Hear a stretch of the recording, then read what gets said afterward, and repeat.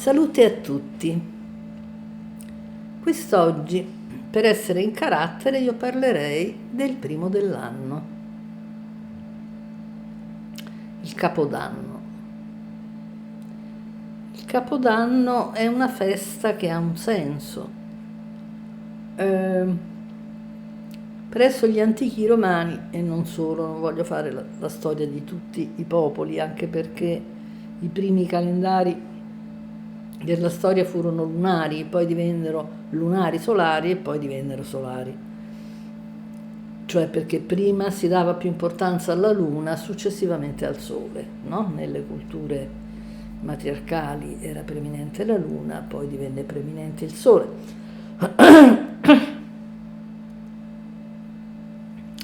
E come ho già specificato,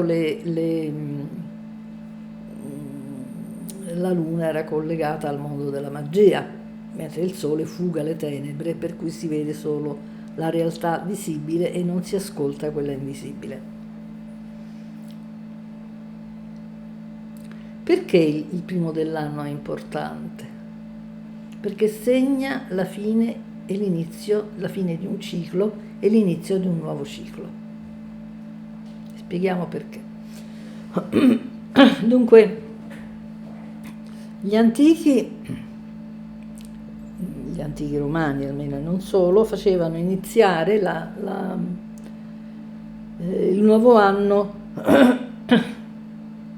alla primavera, all'equinozio di primavera, mentre oggi si festeggia il solstizio d'inverno. La ragione banale fu che i romani dovevano nominare un nuovo console perché c'era stata una rivolta nella penisola iberica e a un certo punto, per poterlo mandare subito questo nuovo console, anticiparono l'anno, no? Il nuovo anno, così, perché il nuovo console poteva essere nominato solo nel nuovo anno. E quindi lo anticiparono praticamente di 3 mesi e questo console poté partire per andare a combattere e guidare l'esercito, ovviamente. Quindi fu un fatto banale che però venne poi applicato da Giulio Cesare, che si interessava di tutto, assolutamente di tutto, cioè delle guerre, delle armi da guerra, delle navi, dei vestiti delle donne, di tutto, assolutamente di tutto. E lui si interessò anche del calendario, anche se si appoggiò all'astronomia egizia, che era allora la più importante, la più evoluta, almeno di quella conosciuta. Dunque, l'anno nuovo comunque, quello che è importante non è tanto che inizi all'equinozio di primavera o al solstizio d'inverno, ma il fatto che segni la fine di un ciclo e l'entrata in un ciclo nuovo. E cerchiamo di capire perché. È vero che per gli antichi i solstizi e gli equinozi, almeno nella nostra fascia di zona temperata, fu fondamentale per capire l'agricoltura, no? Quando si doveva seminare, eccetera, o raccogliere e così via, ma fu soprattutto collegato al fatto che la Terra aveva dei cicli. Il fatto che prima l'anno nuovo iniziasse in primavera era logico, si vedevano spuntare le piante, cioè la vita delle piante che sembrava morta, distrutta, riveniva, si ripresentava, si mostrava, era una specie di resurrezione. Quando gli antichi popoli non erano ancora mentalizzati come noi, e non lo erano, loro capivano che questo era il modo di vivere della natura. La natura ha dei cicli, per esempio ha un ciclo di 7 giorni. Perché quasi tutti i popoli antichi riconoscono la settimana. Perché questo numero 7 è così importante? A guardare che ci sono delle malattie che si ripresentano ogni 7 giorni, ci sono delle reazioni del corpo umano che si ripresentano ogni 7 giorni, cioè c'ha un senso quel 7, almeno per la nostra vita, perché 7 per 4, 28, 4 settimane era un ciclo lunare. Il ciclo lunare che oggi dicono sia poco importante, no? per l'agricoltura e anche per le maree, perché non è solo lunare ma è lunisolare, ma io ricordo i vecchi contadini che guardavano il cielo e dicevano in questo momento si può piantare, in questo momento no, guardavano la luna, guardavano i colori che c'erano intorno alla luna e ci azzeccavano. E il vino della messa, per esempio, il vino della messa cattolico, voi sapete, o se non lo sapete ve lo dico, che dovrebbe essere, per le regole ecclesiastiche, ricavato senza alcun additivo, deve essere un vino puro. Quando io ero giovane c'era un negozio a Roma che vendeva, oltre a varie altre cose, candele, eccetera, eccetera, anche il vino della messa, il vino puro. Cioè non c'era additivo, non c'era chiarificatore, non c'era niente per poterlo mantenere, eccetera. E questo veniva ottenuto rispettando in modo accurato i tempi della raccolta dell'uva, il tempo in cui doveva essere trasformata in mosto, cioè quanto tempo doveva stare nei tini, quando doveva essere svinata e tutto quando doveva essere svinata e quindi raccolta nelle bottiglie, eccetera, eccetera, o nelle damigiane e così via, il tutto riferendosi assolutamente alla luna. E funzionava. Quindi quando la gente dice che la luna non ha influenza, con tutto il rispetto che io ho della scienza, però noi abbiamo delle maree che sono sicuramente un misto di influenza lunisolare, e il Sole è immensamente grande rispetto alla Luna, ma la Luna è immensamente vicina rispetto al Sole.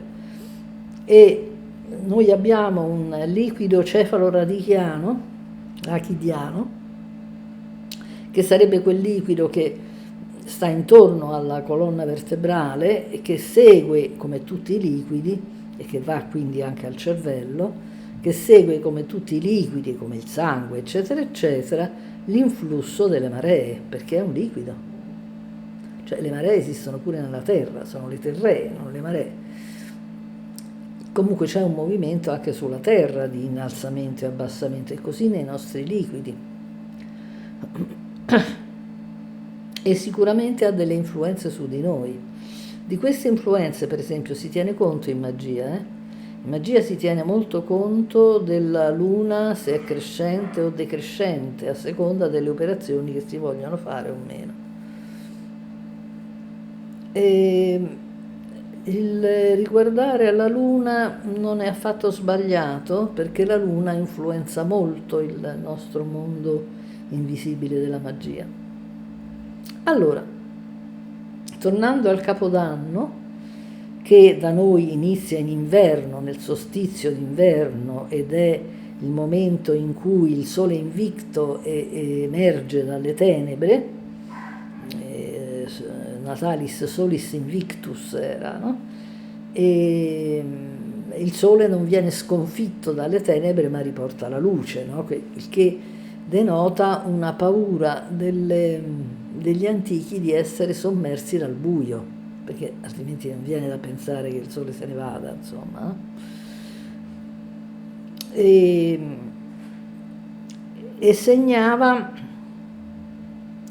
l'inizio dell'anno con questo sole bambino, no? Che inizia per esempio con Mitra, che nasce dalla roccia, anche lui al solstizio d'inverno, ed è un Mitra bambino, così come c'è Gesù bambino, no? Che con tutta la sua carina, la mangiatoia, no? Con tutte la paglia intorno, che poi nei presepi graziosissimi viene illustrata con tutti i fili, fili dorati, insomma, no? Che naturalmente è un sole bambino, cioè Gesù bambino è un sole bambino, un sole che rinasce praticamente dalle tenebre. È il solis invictus, sol invictus. C'era infatti la festa del Natalis Solis Invicti, no? Cioè era la nascita del sole invitto, che non può essere vinto, che è eterno, immutabile. E il primo dell'anno assicurava comunque che i cicli si ripetevano. Cosa vuol dire?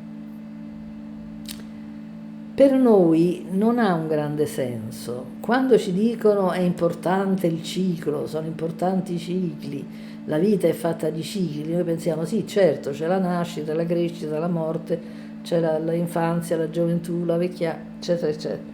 Ma sono tutte cose che sappiamo, no? Che abbiamo visto e stravisto. Che vuol dire invece? Perché si insiste tanto con questi cicli? E io ho già annunciato queste cose, già ne ho parlato, ma siccome sono cose che filtrano una volta ogni 500 quando se ne parla, io le ripeto, no? Magari le accresco. Allora, il ciclo della vita, accettare il ciclo della vita, è naturalmente accettare la nascita, la crescita, la morte, tutte queste belle cose qui, ma in realtà è capire che la vita è fatta a cicli. Questo è più difficile. Gli antichi, che non avevano la testa fasciata di schemi mentali, molto antichi, capivano questo perché erano immersi nella natura e la sentivano. Erano un po' come gli animali, no? Gli animali, quando stanno per morire, se ne vanno in un cantuccio, in un luogo dove nessuno può fargli del male, no? Dove possono morire tranquilli in qualche modo, no? Non sono spaventati e vanno a cercare aiuto o altre cose, anche quelli domestici. Tant'è vero che quando fanno quei video sulle case abbandonate, molto carini tra l'altro, spesso si trovano degli animali morti, spesso dei mici morti, no? Perché il gatto, quando sta per morire, va a rifugiarsi nel punto che considera più riparato per lui, no? Perché si vive in tranquillità la sua morte, si lascia andare, quello che noi riusciamo a fare molto male, molto poco. Allora, gli antichi, che erano ancora molto istintuali, quindi capivano questo, vivevano la morte nello stesso modo. Tanto è vero che gli Etruschi, che non avevano paura di morire, quando moriva qualcuno facevano delle feste straordinarie, no? Guardate i banchetti funebri, no? Che cos'erano, lo vediamo dalle tombe di Tarquinia, eccetera.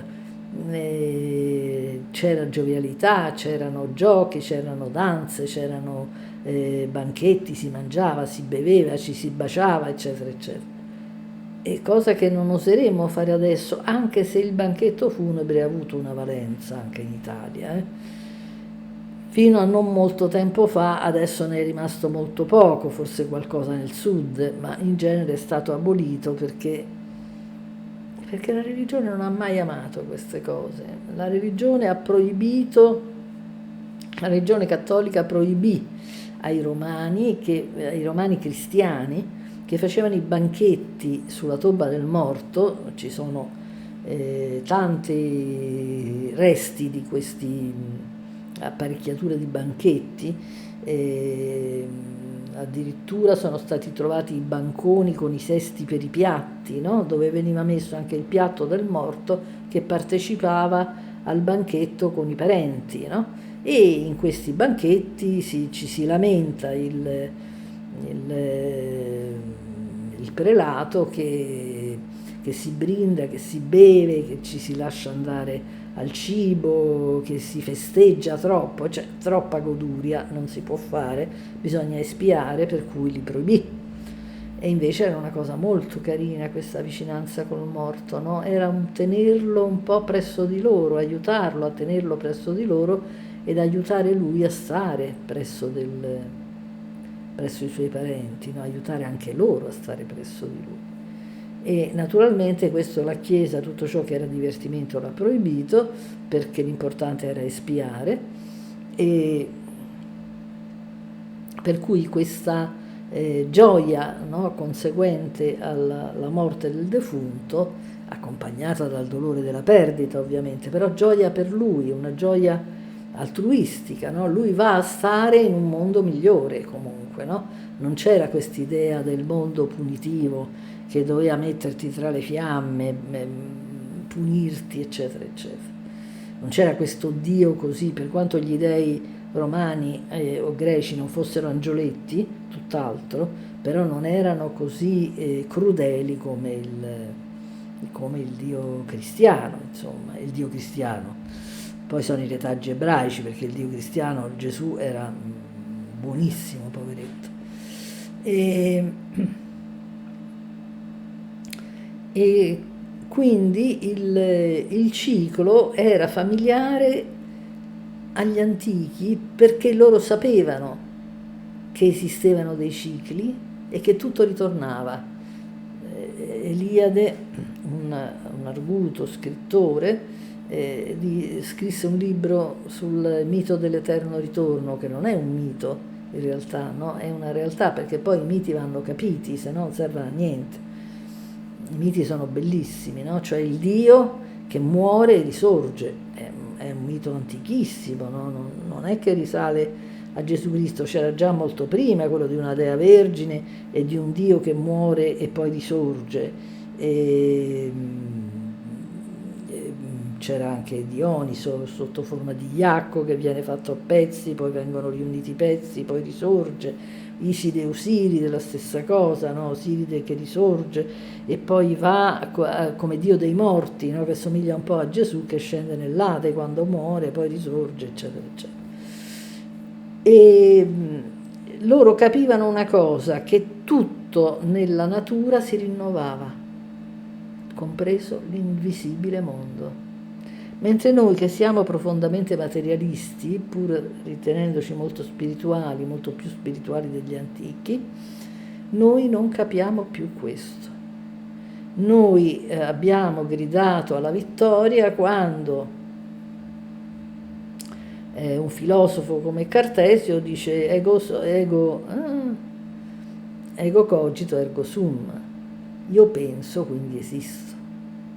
Terribile. Terribile che la sensazione di esistere sia data dal pensare, perché è come se fossimo semplicemente una mente che non fa altro che equilibra, ripensa, rimugina, eccetera, eccetera, no? E questo ci fa sentire vivi. Tanto è vero che noi spesso non riusciamo a dormire perché la nostra mente va avanti all'infinito, no? E è utile allora o bersi il bicchiere di vino che allenta la tensione perché è dovuta a tensione, ad ansia, oppure guardare la televisione perché il rumore ci contrasta un po' con i pensieri del nostro cervello finché alla fine li attutisce e ci addormentiamo, che è poi la dannazione dello yoga, quello mentale intendo, non l'hatha yoga, per cui il difficile è rimanere svegli quando non pensiamo. Perché? È perché non sentiamo. Se noi sentiamo, siamo sveglissimi, anche se il nostro cervello non sta ragionando, perché abbiamo le sensazioni, siamo svegli dentro, mentre la nostra civiltà, se non pensa, dorme. perché non sente più. È terribile che siamo tenuti svegli dai nostri pensieri, perché il resto l'abbiamo sepolto. Allora, quando invece c'era il sentire, che è una cosa che capita poi quando cade la mente condizionata, o man mano che cade, noi guardiamo la natura con altri occhi e diciamo, oh cavolo, ma com'è che non l'ho capito prima? La natura, la nostra madre, si rinnova. Noi siamo già stati qua, noi ci risaremo. Tutto si rinnova, anche l'anima. Non è che tutto ciò che non riusciamo a vedere è inesistente, no? È come dire che una persona, è un paragone che ho già fatto, ma lo ripeto perché mi sembra elementare, che una persona, no, arriva un marziano da noi, vede un essere umano e dice chissà questa persona se ha un'intelligenza o meno, no? Se ha una parte che io non vedo e che ha anche una parte invisibile. E qual è la parte invisibile? L'intelligenza. Ma si vede da come si muove la persona se c'ha intelligenza o meno, no? Se è inebetito non ce l'ha. La terra noi dovremmo poter vedere che è sveglia, no? Perché fa 1 miliardo di cose, escogita 1 miliardo di cose. E va per trials and errors, dicono gli scienziati, no? Va per tentativi ed errori, ma si muove sempre. Certo che sperimenta, lei stessa, Gaia sperimenta. E allora il nuovo ciclo è il festeggiare che ci sono i cicli. Il ciclo può essere quello della settimana, tant'è vero che la domenica noi facciamo festa. Perché? Perché è la festa del Signore. Vabbè, quella è tutta una sovrapposizione. Si fa festa perché si dedica, prima era la festa del Dio Sole, perché si dedica, si festeggia a questo nuovo ciclo. Sono passati 7 giorni e ne verranno altri 7, e poi altri 7. Festeggiamo un anno e poi ne verrà un altro. I romani festeggiavano il lustro, che erano 5 anni, no? Che ancora in certe zone si festeggia, in certi paesini che fanno delle rievocazioni della gente che è stata lì, che è andata all'estero, che ritorna, eccetera. Quindi il festeggiare un arco di tempo è festeggiare un ciclo. Quando capiamo questo, capiamo che la natura è eterna e che noi facciamo parte di essa. Ma per capirlo dobbiamo un po' liberarci di tutto quello che ci hanno messo nella testolina, che è tanto. Il nostro condizionamento è: noi viviamo una volta sola, siamo in prova, perché dovessimo rilassarci un pochino, insomma sarebbe troppo. Siamo in prova, qualcuno ci guarda, ci giudica e dice adesso voglio vedere come ti comporti. Se ti comporti bene ti mando a stare meglio, se ti comporti male ti torturo, letteralmente. Le fiamme, insomma, sono una tortura, no?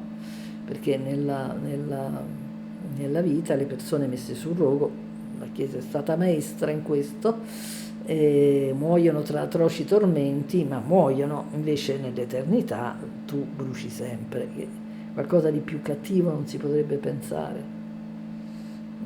Ci vuole un mostro per pensare a una cosa del genere.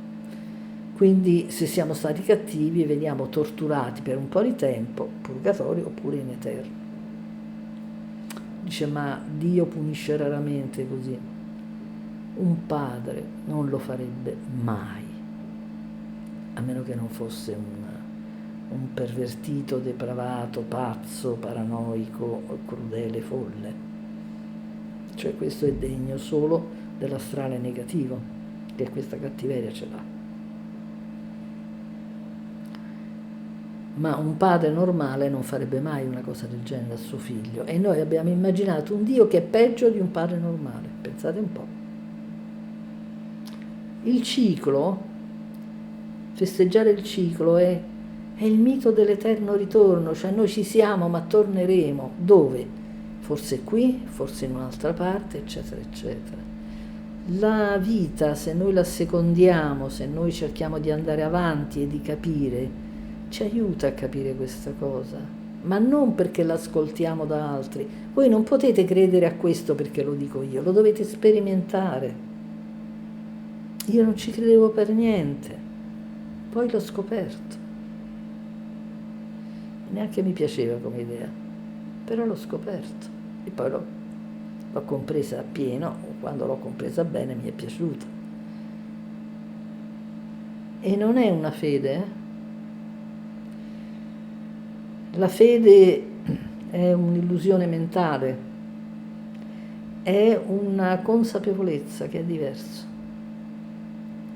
È capire, è come se una persona viene qua, vede il bambino, l'adolescente, l'adulto, il vecchio, il cosa, e dice: uè, in questo pianeta si nasce, si cresce e si muore. Come ha fatto a capirlo? L'ha visto. Non se l'ha inventato. E così è la reincarnazione, si vede, si comprende, ce ne sono tutti i segni. Solo che quando stiamo nella mente non lo capiamo, non siamo in grado di vederlo. Quindi col nuovo anno noi festeggiamo un nuovo ciclo di vita e spesso e volentieri in questo, soprattutto nella fine d'anno,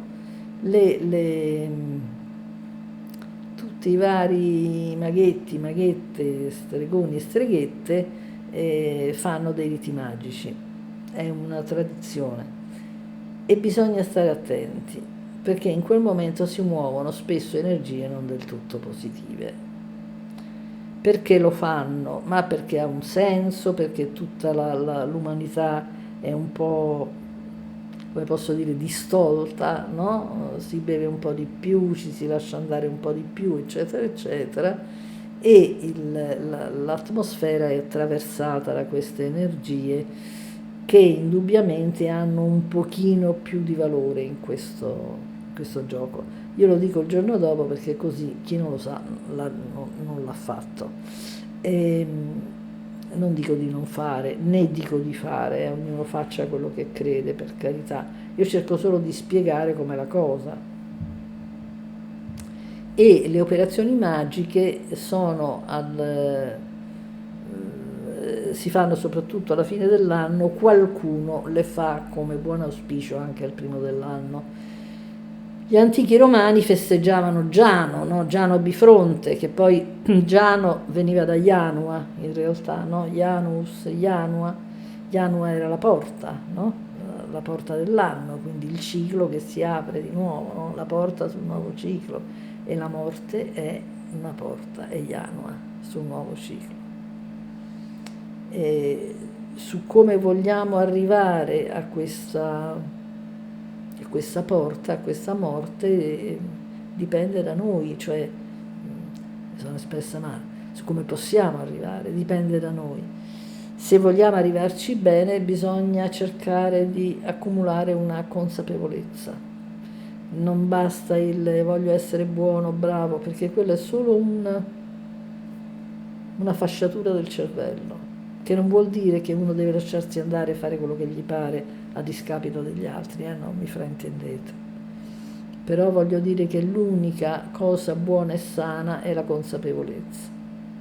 La consapevolezza evita molti danni e dà anche quella certa compassione molto esaltata del Buddha, no? È vero, perché sente la pena nei confronti degli altri, sente i limiti, no, delle altre persone, senza per questo inorgoglirsi, senza sentirsi diverso, senza sentire che chissà che ha fatto, perché siamo sempre niente rispetto all'universo.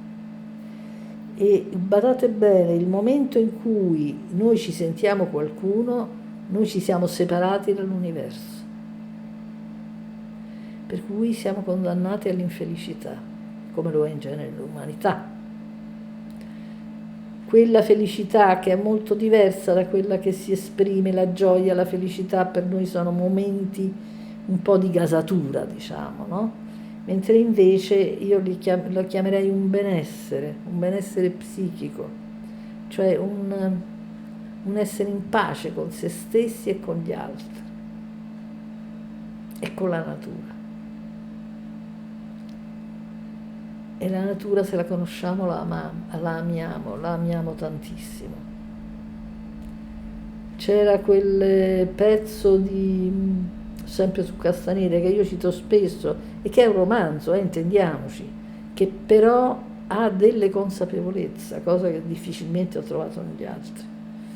Quando c'è Gennaro che nuota nella terra, no? Stando sulla terra nuota, perché lui, spiega Don Juan, lui ama la terra.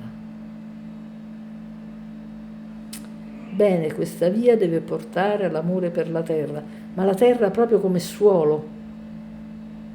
Invece di guardare il cielo, guardiamo la terra, sentiamo la terra, sentiamoci figli della terra, non figli del cielo, perché il cielo per noi è la mente.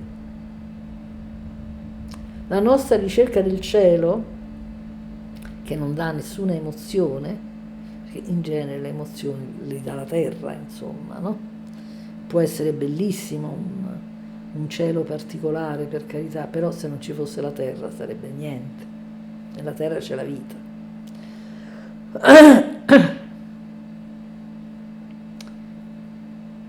Quindi noi dobbiamo riattaccarci alla terra e solo se ci riattacchiamo alla terra comprendiamo il mondo dei cicli. Noi siamo qui e ci siamo già stati in genere. Ci ritroviamo, cerchiamo di capire qualcosa e la nostra vita non è stata inutile se abbiamo capito qualcosa. C'è il concetto che la vita nostra è andata bene se, in genere il bilancio si fa sui 50 anni, Dio sa perché, ma si fa, e se abbiamo raggiunto ciò che volevamo. Allora, io volevo fare carriera, volevo diventare qualcuno, l'ho fatta carriera, bene, allora sono vincente, ecco, questa è la parola. Volevo avere dei figli, li ho avuti figli, allora sono vincente. E se non ho ricevuto tutti questi traguardi, no, il matrimonio, i figli, la carriera, eccetera, io sono perdente. Che assurdità. Noi dobbiamo aprire migliaia di porte e pensiamo a quello che facciamo in questo piccolo periodo di vita, perché è piccolissimo. Non è importante quello che facciamo, non conta nulla quello che facciamo, tanto lasciamo tutto. Portiamo la consapevolezza che abbiamo accumulato, quella è importante, che ci farà stare meglio nella prossima reincarnazione, perché quello che hai fatto, sei stato bravo, sei stato buono, che hai pensato, che hai... È il solito Dio Padre che dà le regole, è il solito mentalismo, che noi siamo stati bravissimi, no? Abbiamo rispettato tutte le regole, non abbiamo capito niente. Noi abbiamo alimentato questo a favore dell'astrale nero e non abbiamo alimentato l'anima, che è amata dall'astrale chiaro, quello positivo, quello creativo. Quindi, buon anno a tutti e lo stare bene, ricordatevelo, dipende da quanto conosciamo noi stessi. Arrivederci.